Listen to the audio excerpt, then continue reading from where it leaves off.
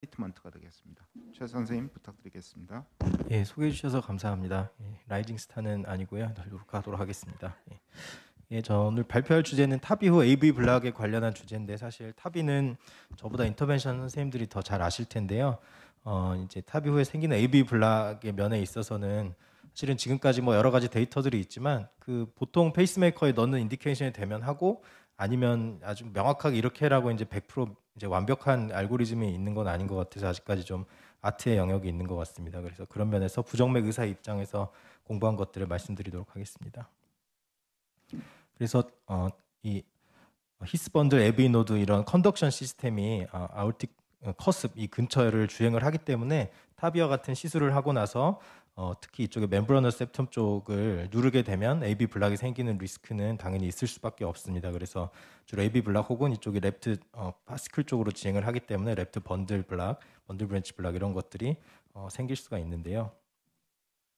실제로도 많이 경험을 하셨을 것 같습니다. 그래서 2017년에 탑 이후에 어떻게 하는지 이런 서베이가 있었는데요. 이 설문에서 그 탑이를 하고 나서 AV 블락이나 컨저성 디스터번스가 전혀 없었을 때는 어떻게 하느냐 설문을 했더니 이 벌룬 익스펜더블 밸브는 그냥 템포러리 페이싱을 다 제거를 한 50%는 다 제거를 하는데 경우에 이제 셀프 익스펜더블 밸브의 경우는 한 10% 정도 외에는 전부 이제 남겨놓다가 한 24에서 48시간까지 좀 관찰을 하는 경우가 많았다고 합니다. 요새는 이렇게까지는 안 하는 것 같은데 2017년에는 이렇게 많이 했었던 것 같습니다.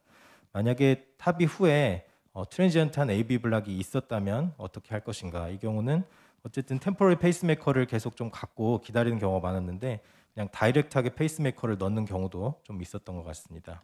만약에 LBBB가 생긴 경우는 어떻게 하느냐? 설문에서 사실 보통 저희는 다 템포럴 페이스메이커를 넣어놓고 좀 더 기다리는 경우가 많았는데 이제 다른 나라도 많이 있어서 그런지 바로 페이스메이커를 해버리는 경우도 15%가 있었다고 하는데요. 요새는 이제 나중에 설명드리겠지만 조금 템포럴을 좀 더 하고 기다리는 게 맞을 것 같습니다. 그래서 탑 이후에 이렇게 페이스메이커를 넣어야 되는 이런 레이트는 여러 연구에서 이제 다른데 적게는 3%, 크게는 한 20대 후반 20% 이렇게까지 보고가 됐었는데 전반적으로 평균적으로는 이런 다른 대규모 레지스트리에서 멀티센터 레지스트리에서 보았을 때 점점 좀 줄어들고 있는 것 같습니다. 2016년에는 대략적으로 한 12% 정도 됐다 그러면 평균적으로 이제 10% 이하로 2019년에 점점 좀 줄어들고 있는 그런 추세를 보이고 있습니다.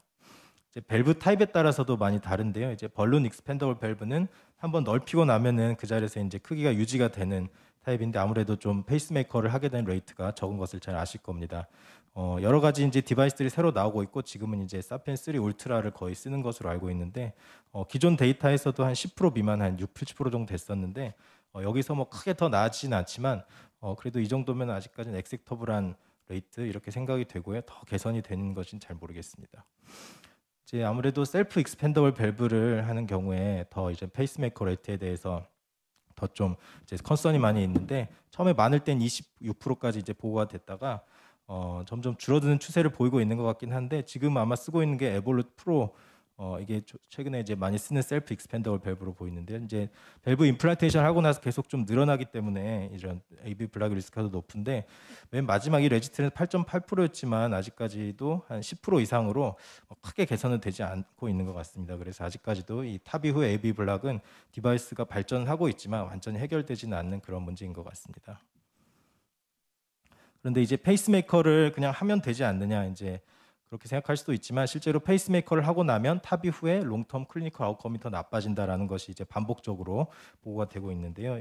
한 2018년쯤에 전 대규모 멀티센터 레지스트리에서 한 1,200명 정도 되는 이제 환자를 대상으로 페이스메이커를 넣은 환자, 넣지 않은 환자를 봤더니 이런 이제 하스피탈리제이션, 하트 페일리어 이벤트도 늘어나고 롱텀하게 이제 카디악 데스나 하스피탈리제이션 리스크를 한 25% 정도 더 늘린다 이런 데이터가 있었고요. 다른 데이터에서 비슷하게 페이스메이커를 넣은 환자들이 더 예후가 나빠지는데 원인이 무엇일까 생각을 해보면 뭐 페이스메이커를 넣은 환자가 원래 좀 나쁜 환자가 아니었을까 이렇게 볼 수도 있겠지만 실제로 이렇게 페이스메이커를 넣게 된 리스크 팩터에 보면 환자 팩터는 에이지 정도밖에 없고 대부분 뭐 이제 아나토미컬한 팩터라던가 그런 것들이 더 많아서 주로 이렇게 아웃컴의 차이가 나게 되는 기전은 이제 라이트 벤트리큘러 페이싱이 많이 들어가면서 이런 페이싱 인듀스드 카디오패시가 더 이제 인시던스가 높지 않을까 이렇게 생각이 되고요.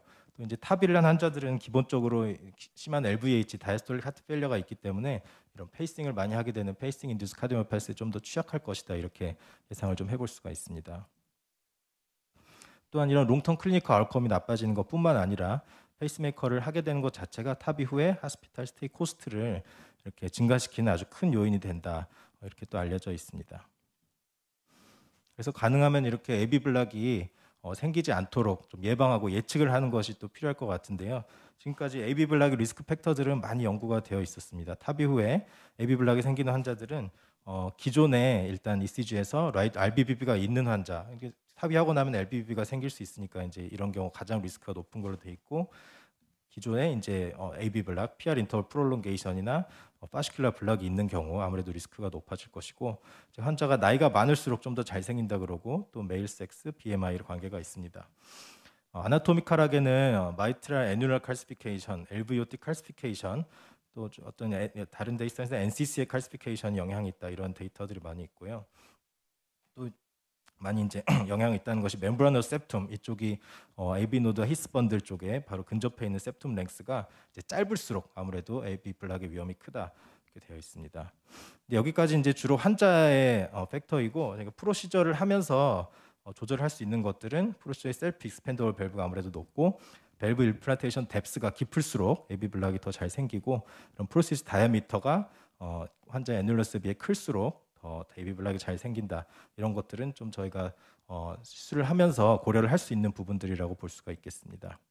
그래서 밸브 뎁스와 AV 블락, 이제 셀프 익스펜더블 밸브에서 이런 것들의 관계를 본 연구를 보면 기존에 RBBB가 있는 환자들이 아무래도 더 AV 블락이 잘 생기는데, RBBB가 없고 밸브 뎁스도 얇았으면 AV 블락이 잘 안 생기는 반면에, RBBB가 있는 환자들에서 밸브 뎁스를 좀 짧게 넣으면 RBBB가 없는 환자들에서 밸브 뎁스를 깊게 넣은 것과 이제 비슷한 정도고, RBBB가 있는 환자에서 밸브 뎁스가 깊으면 거의 여지없이 페이스메이커를 하게 되었다. 이런 2011년에 굉장히 오래전 데이터인데요. 이런 뎁스가 관계가 있을 것으로 생각이 됩니다. 그래서 2019년에 이런 셀프 익스펜더블 밸브로 타비 후에 페이스메이커를 넣은 환자들에서 레트로스펙티브하게 연구를 해봤더니, 이제 RBBB가 없으면서 멤브란 septum이 긴 환자들은 로우 리스크로 판별을 했고, 이런 경우는 거의 타비 후에 페이스메이커를 넣지 않았는데, RBBB가 없더라도 멤브란 septum이 한 2에서 5mm 이렇게 인터메디트 하면은 이런 환자들이 인터메디트 리스크, RBBB가 있거나 멤브란 septum이 아주 짧은 경우는 하이 리스크로 분류를 했을 때, 이런 밸브 임플란테이션 뎁스를 멤브란 septum보다 짧게 해줬을 경우는 페이스메이커를 하게 되는 리스크가 좀 낮았고, 이런 뎁스가 길면 넓으면 좀 이제 높은 반면에, 역시 하이 리스크도 마찬가지로 멤브란 septum이 짧은 환자에서 뎁스를 짧게 하면 페이스메이커 위험이 좀 낮았다. 이런 레트로스펙티브 데이터를 가지고 이제 자기들의 프로스펙티브 어떤 프로토콜을 만들어서 마이다스 프로토콜이라 그래서 이런 NCC에서 그 멤브란 septum의 길이보다 임플란테이션 뎁스를 더 짧게 하는 그런 프로시저 방법으로 이후로 한 100명 정도를 그 어프로치로 타비를 해봤더니 페이스메이커 레이트가 많이 줄어들었다고 발표를 했는데요. 실제로 이런 기존의 레트로스펙티브 데이터에 비해서 이렇게 마이다스 어프로치를 했을 때는 새로운 페이스메이커를 넣게 되는 경우가 3%로 낮았고, 또한 LBBB가 생기는 퍼센티지도 굉장히 적었다 이렇게 보고를 하고 있습니다. 그래서 이런 마이다스 어프로치에서 데이터 발표한 건 100명밖에 안 되지만, 어떤 기존의 데이터에 비해서 페이스메이커 리스크가 좀 낮아서 이렇게 뎁스를 좀 줄이는 노력이 도움이 될 것이다 이렇게 좀 볼 수가 있겠습니다. 그것은 이제 예방이고, 제 타비 후에 그러면 AV 블락이 생기거나 위험이 있을 것으로 생각되는 환자들은 어떻게 모니터를 할 것인가. 그래서 기본적으로는 잭 사이언티픽 페이퍼에서 타비 후에 적어도 24시간은 프로시저 텔레메트리를 좀 하라고 돼 있고, 그래서 시술 후에 ECG 체인지가 없고 전에 RBB가 없던 사람은 24시간 정도, ECG 체인지가 없더라도 기존에 RBBB가 있거나 시술 후에 새로 어떤 컨덕션 앱노멀리티가 새로 생긴 경우는 적어도 24시간 동안 템포럴 페이스메이커를 좀 유지하고 이후에 결과에 따라서 결정을 해라. 이렇게 아주 이제 그냥 권고를 하고 있고요. 그래서 ESC에서는 이제 정확하게는 이런 이후에 생기는 리듬에 따라서 어떻게 할지 좀 더 권고를 하고 있는데, 기본적으로 페이스메이커를 넣어야 되는 환자들은 여기서 퍼시스턴트라고 하는 것은 대략 24에서 48시간을 얘기하는데, 항상 기본적으로 24시간 정도는 관찰할 것을 권고를 하고 있고, 길게는 48시간까지 관찰을 하도록 권고를 하는 것 같습니다. 그래서 퍼시스턴트하게 하이 디그리 AV 블락이 있거나 얼터네이팅 번들 브랜치 블락이 있으면 페이스메이커, 퍼머넌트 페이스메이커를 하고 여기서 이제 다음 권고들은 실제로 저희 우리나라에서 페이스메이커를 할 수 있는 기준들은 아닙니다. 그런데 이제 어떤 고위험군이라고 생각을 할 수가 있겠는데요. RBBB가 원래 있으면서 새로 포스트 프로시저 컨덕션 디스터번스 이거는 이제 그 1도 AV 블락 같은 PR 프롤롱게이션이 같이 생기는 경우는 실제 우리나라에서 아직 퍼머넌트 페이스메이커를 할 수는 없고 좀 고위험군이라고 볼 수가 있겠고요.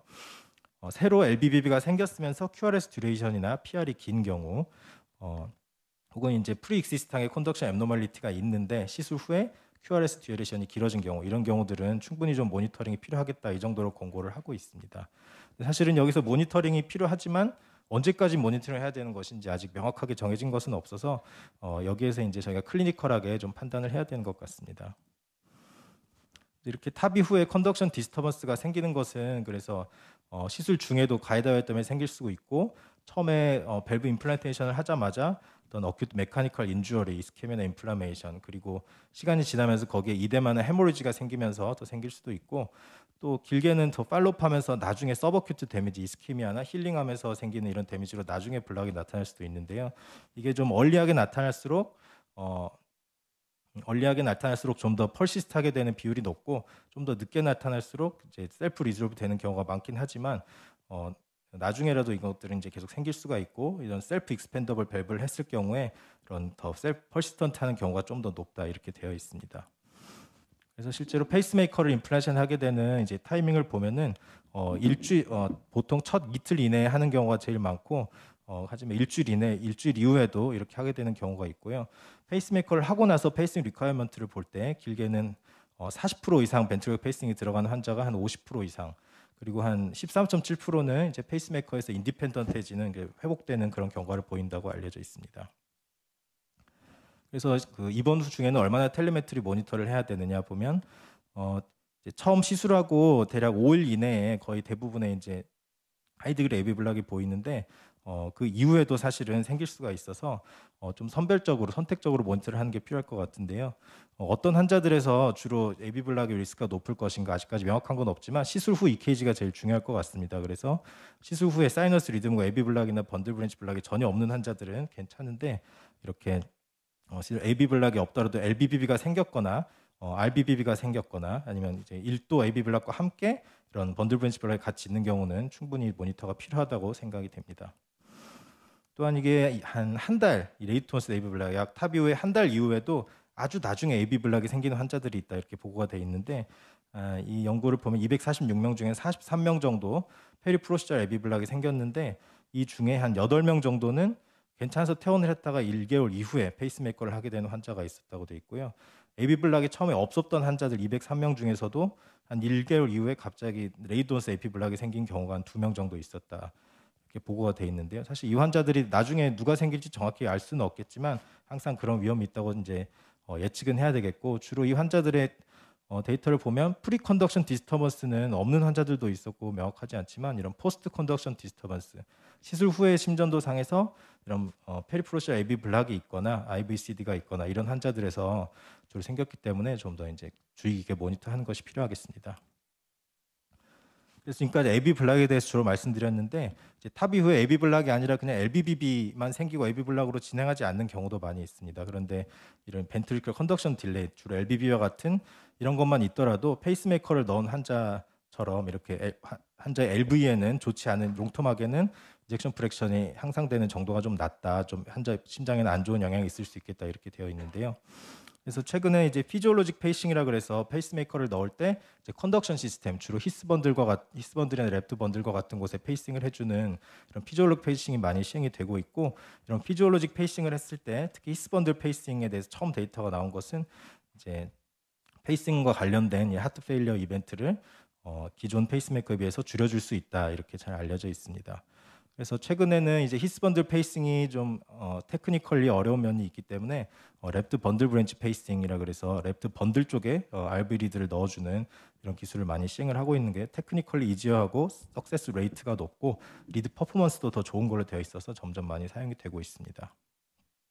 그래서 탑 이후에 환자들에서 이제 랩트 번들 페이싱을 하는 경우도 많이 있는데 저희 병원 케이스를 하나 말씀드리면 87세 남자였고 이제 고혈압 아ortic 스테노시스가 있었습니다.